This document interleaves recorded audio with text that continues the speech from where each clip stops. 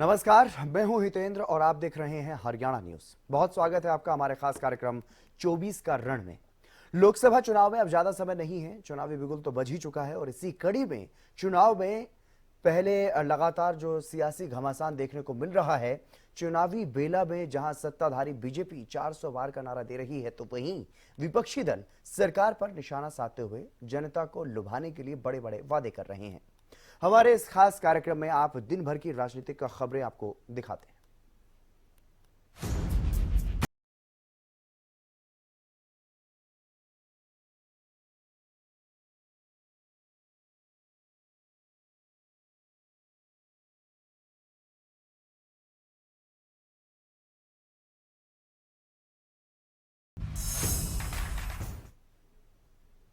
और चलिए सबसे पहले बात करते हैं देश के प्रधानमंत्री नरेंद्र मोदी की। प्रधानमंत्री नरेंद्र मोदी बिहार के नवादा में पहुंचे, वहां पर विशाल जनसभा को संबोधित उन्होंने किया।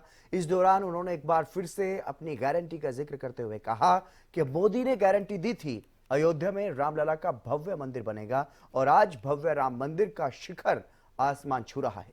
उधर पश्चिम बंगाल में जनसभा को संबोधित करते हुए प्रधानमंत्री नरेंद्र मोदी ने इंडिया गठबंधन पर निशाना साधा और टीएमसी को विशेष रूप से निशाने पर लिया।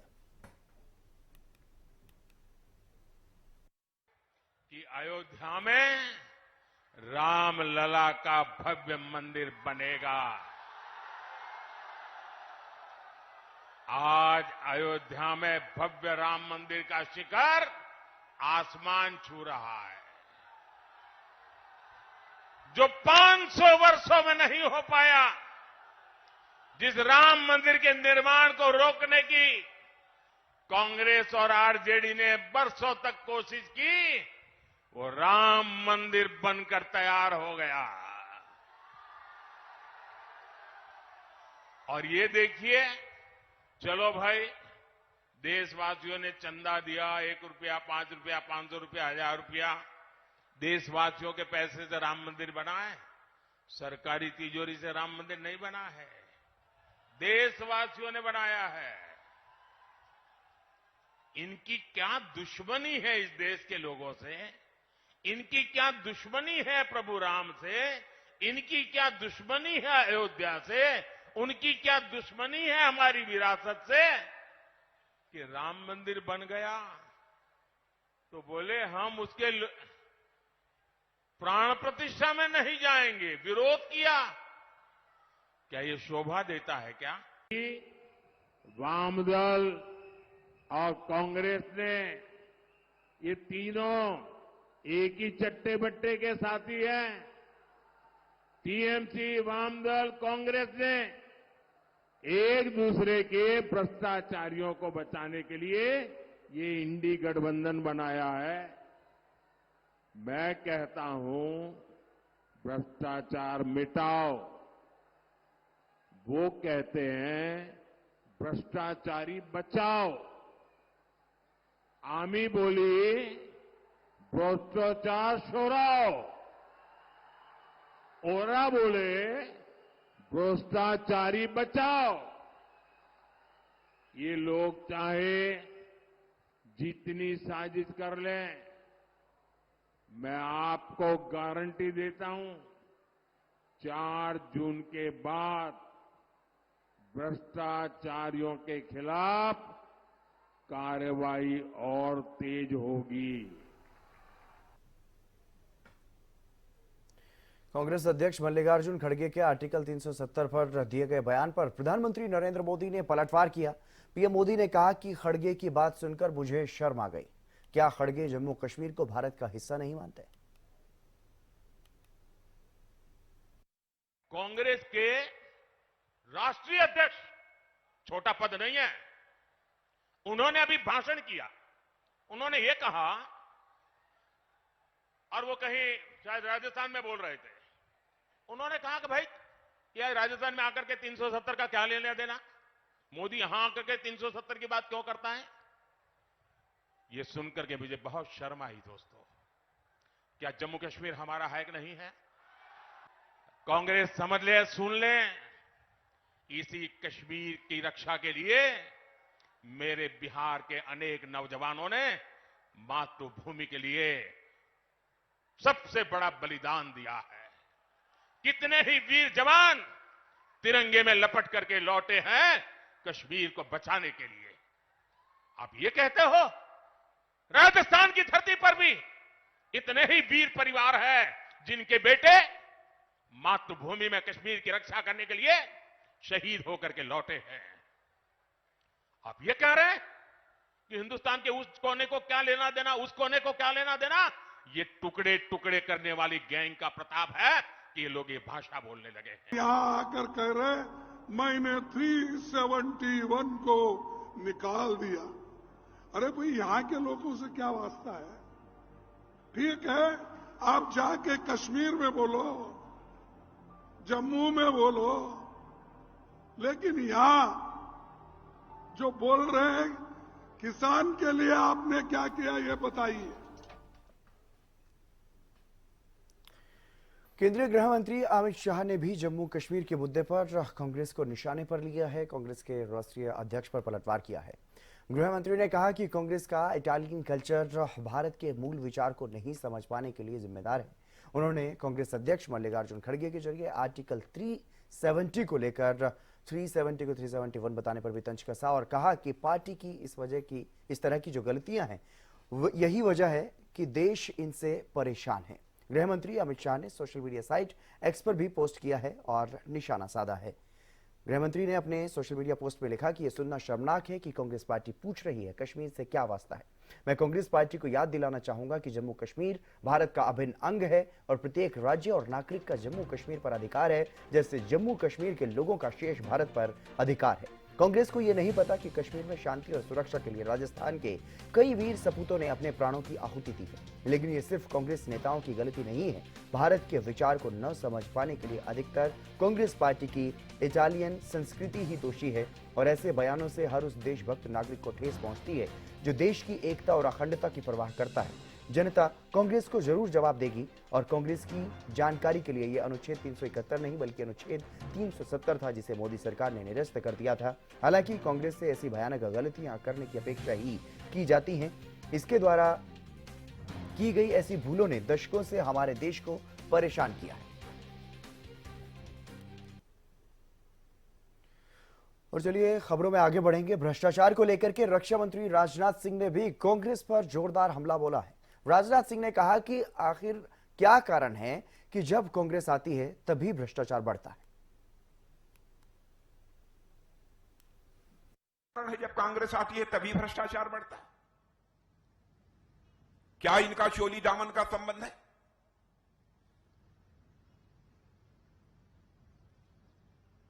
मैंने एक फिल्म देखी थी बचपन में, पता नहीं आप लोगों ने देखी है, देखते हैं कि नहीं देखे। मुझे कभी कभी लगता है कि उसने सही कहा था। भ्रष्टाचार और कांग्रेस, करप्शन और कांग्रेस दोनों का यही रिश्ता है, एक दूजे के लिए, एक दूजे के लिए। यह इनका आपस में रिश्ता है। हम बने तुम बने एक दूजे के लिए। यह करप्शन और कांग्रेस के बीच का रिश्ता है। केंद्रीय मंत्री अनुराग ठाकुर ने भी कांग्रेस पर निशाना साधा। इस दौरान उन्होंने कहा कि आज कांग्रेस की हालत ये है कि देश भर में उनके नेता टिकट वापस कर रहे हैं कि हम चुनाव नहीं लड़ेंगे, क्योंकि सबको पता है आएगा तो मोदी ही।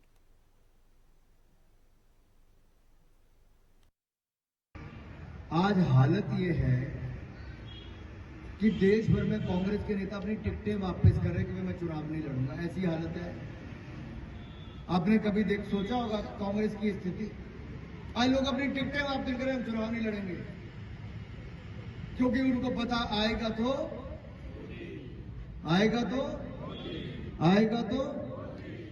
जब पता है कि आएगा तो मोदी ही, तो मोदी जी के आने पे हमें हमीरपुर संसदीय क्षेत्र से इतनी बड़ी लीड देनी है कि मोदी जी को कहेंगे, मोदी जी आपने हमें बल्क ड्रग पार्क दिया, 2000 करोड़ रुपए आपने दे दिए, जिसके कारण 30,000 करोड़ का निवेश हमारे यहाँ पर आएगा, 35-40 हजार लोगों को रोजगार स्वरोजगार के अवसर मिलेंगे।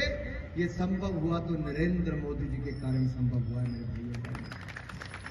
मेडिकल डिवाइस पार्क हमें दे दिया, न जाने एक के बाद दूसरा जो मांगा मोदी जी ने दिया। ट्रिपल आईटी दे दिया, केंद्रीय विद्यालय से लेकर बाकी सब दे दिया। चिंतपूर्णी मंदिर के लिए 50 करोड़ रुपए अलग से दे दिया। मेरा आप सबसे निवेदन इतना है जो देने वाला है उसको हम वापस क्या दे रहे हैं? हम तो अपना आशीर्वाद और अपना वोट दे सकते हैं। आइए मिलकर वोट भारतीय जनता पार्टी को दें और भारतीय जनता पार्टी को देकर एक ऐसी मजबूत सरकार बनाए जो हमारे भारत को और मजबूत करे और दुनिया में भारत का नाम और रोशन करे। आप सब जुड़े। अनुसूचित जाति मोर्चा के मेरे सभी भाइयों और बहनों को मैं आभार प्रकट करता हूं कि आपने शानदार कार्यक्रम का आयोजन किया है। और एक बार छोटी छोटी नुक्कड़ मीटिंग हम गांव गांव में जाकर करें, दलित बस्तियों में भी करें, वहां पे भी जाएं और उनको भी और जागरूक करें। दिल्ली के मुख्यमंत्री अरविंद केजरीवाल की गिरफ्तारी के विरोध में आम आदमी पार्टी नेताओं ने रविवार को यानी कि आज देश भर में सामूहिक उपवास किया। पार्टी के बड़े नेता दिल्ली के जंतर मंतर पर उपवास के लिए पहुंचे हुए नजर आए। तो आम आदमी पार्टी की मांग यह है कि शराब नीति घोटाले में 21 मार्च को गिरफ्तार हुए अरविंद केजरीवाल को रिहा किया जाए। उन्हें ईडी ने झूठे मुकदमों में फंसाया है, ये आरोप भी आम आदमी पार्टी के नेताओं की तरफ से लगाए गए। उधर बीजेपी ने शराब से शीश महल कैंपेन शुरू किया। ये दो तस्वीरें आप देखिए, एक तरफ आम आदमी पार्टी की तरफ से सामूहिक उपवास किया गया, देश भर में इसी तरह से आम आदमी पार्टी के कार्यकर्ता बैठे। हालांकि दिल्ली में जंतर मंतर पर यह सामूहिक उपवास का मुख्य कार्यक्रम, और दूसरी तरफ बीजेपी की तरफ से भी एक कैंपेन शुरू किया गया, एक अभियान शुरू किया गया इसी तरह का ये कैंपेन यहाँ पर। और देखिए किस तरह से एक शराब की बोतल जैसा कुछ यहाँ पर बनाया गया, उसमें इनकी फोटो लगाई गई है आम आदमी पार्टी के नेताओं की।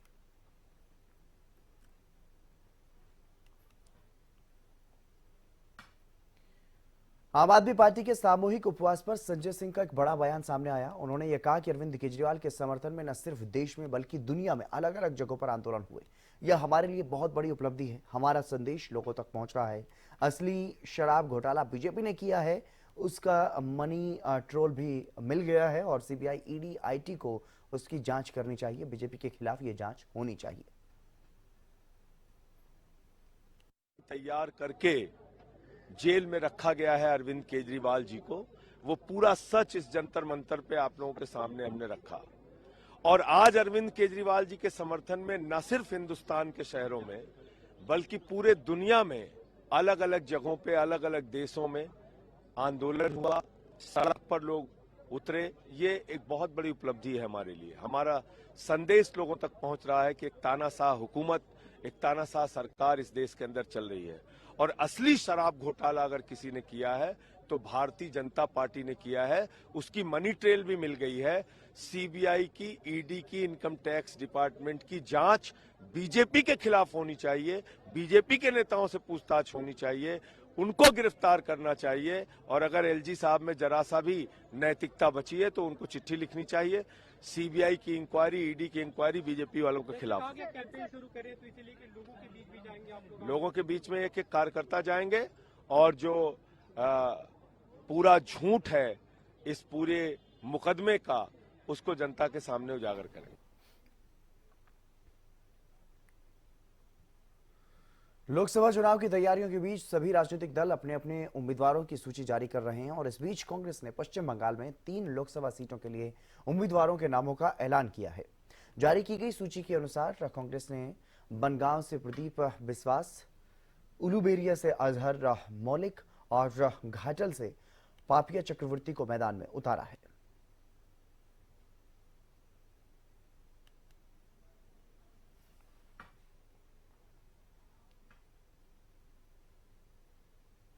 कांग्रेस के चुनावी मैनिफेस्टो को लेकर के हरियाणा में सियासी वार पलटवार का सिलसिला लगातार जारी है। सीएम नायब सैनी ने कांग्रेस के न्याय पत्र को गैर भरोसेमंद बताया और कहा कि कांग्रेस पर सालों अन्याय करने का आरोप लगा है।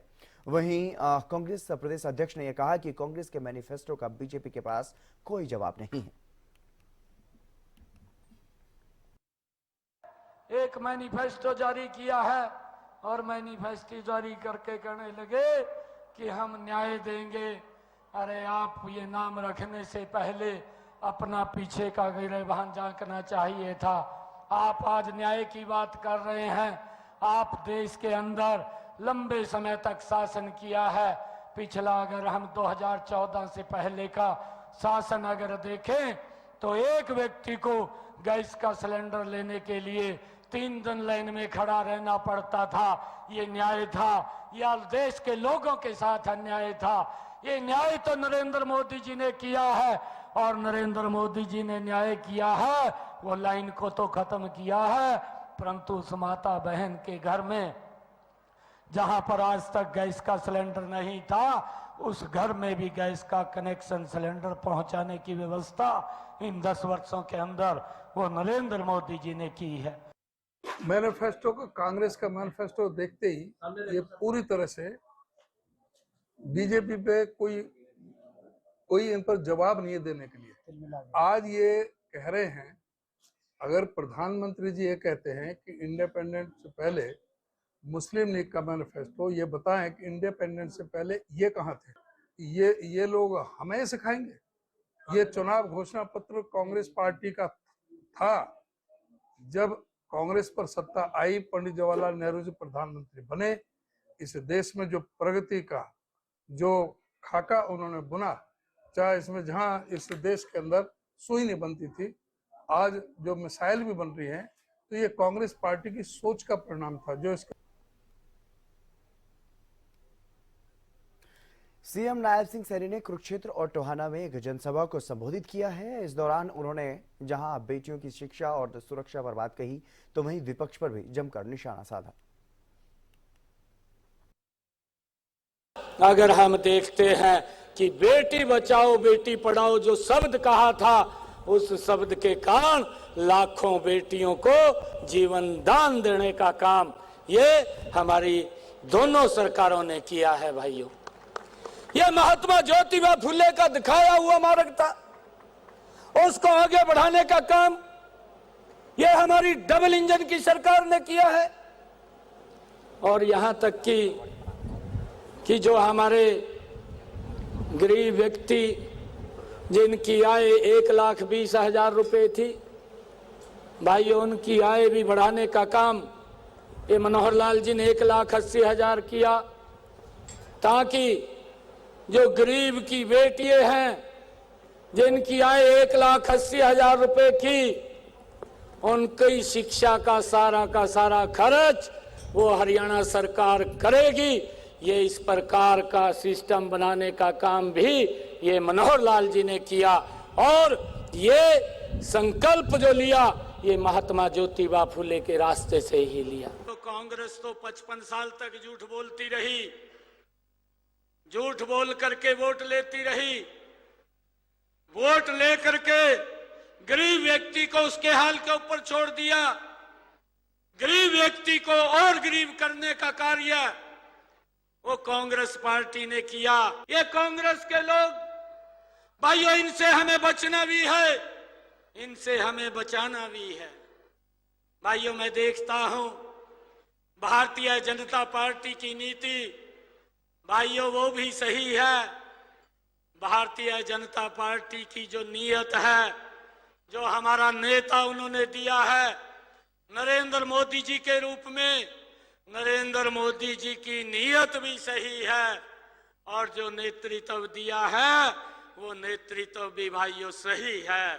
और अगर हम दूसरी तरफ देखें, अगर हम कांग्रेस की तरफ देखें, भाइयों ना उनकी नीयत सही है, ना उनकी नीति सही है, और ना उनके नेतृत्व का पता है कि कौन नेतृत्व बनेगा। घमंडिया गठबंधन के लोग इकट्ठे होकर के सुबह किसी को बोलते हैं, शाम को किसी और को बोलते हैं। जिस प्रकार से भाइयों एक कहावत है कि मेंढक को तराजू में तोलना एक असंभव बात है, ये हालात घमंडिया गठबंधन का है। भाइयों, रोहतक में पूर्व सीएम मनोहर लाल और करनाल लोकसभा सीट से बीजेपी उम्मीदवार मनोहर लाल ने कांग्रेस में गुटबाजी पर कटाक्ष किया। उन्होंने कहा कि हरियाणा में बीजेपी के सभी 10 लोकसभा उम्मीदवार घोषित होने के बाद कांग्रेस पार्टी में घबराहट है। कांग्रेस पार्टी के कई नेता लोकसभा चुनाव लड़ने के लिए तैयार ही नहीं। और अब हमारे कैंडिडेट्स के घोषणा होने के बाद जो घबराहट है लोगों में, वहाँ घबराहट इतनी है कि वो किसी के गले में हाथ डालना भी चाहते हो तो वो स्वीकार करने के लिए तैयार नहीं है। तो वो कोई यहाँ से नहीं लड़ेगा, कोई वहाँ से नहीं लड़ेगा, वो अपने आप को पीछे खींचते हैं, विड्रा करते हैं। और बहुत से तो लोग ऐसे हैं कि वो इस नाते से बहुत सावधान हैं, वो कहते हैं वहाँ चुनाव लड़ेंगे ही नहीं। तो इस प्रकार की चर्चाएं वहाँ चल रही हैं। फिर भी आखिर डेमोक्रेसी है, तो हम तो चाहेंगे कि उनके कैंडिडेट तय हों, जल्दी तय हों, ताकि हमें पता लगे कि हाँ मुकाबले में हमने इसका साथ मुकाबला करना है। चुनाव अपने आप में एक ये भी एक बड़ा खेल होता है। बड़े खेल में दोनों तरफ के पारी के पाले के खिलाड़ियों की जानकारी तो होनी चाहिए। तो वहीं झज्जर में कांग्रेस के राज्यसभा सांसद दीपेंद्र हुड्डा ने बीजेपी पर निशाना साधा। आइए आपको सुनवाते हैं उन्होंने क्या कुछ कहा। ये बड़ा दुर्भाग्य है कि हरियाणा के अंदर 10 साल की सरकार ऐसी रही कि इस 10 साल की सरकार में केवल और केवल हर वर्ग को प्रताड़ित इस सरकार ने किया, हर वर्ग पे अत्याचार किए, हर वर्ग का अपमान किया और एक अहंकारी सरकार ये साबित हुई है। किसान आंदोलन में किसान का अपमान, तो महिला आंदोलन में महिलाओं का अपमान, कर्मचारी आंदोलन में कर्मचारी का अपमान, तो आड़ती आंदोलन में व्यापारी भाइयों का अपमान, मनरेगा के ग्रामीण सफाई कर्मचारी चौकीदार आंदोलन में जो है जो गरीब कर्मचारी हैं उनका अपमान, और कोई ऐसा वर्ग नहीं बचा जिस वर्ग का आशा वर्करों का अपमान कहीं। तो ये सरकार एक अहंकार के घोड़े पे सवार ऐसी सरकार है जिससे जनता से दूर दूर तक इनका लेना देना कुछ नहीं है।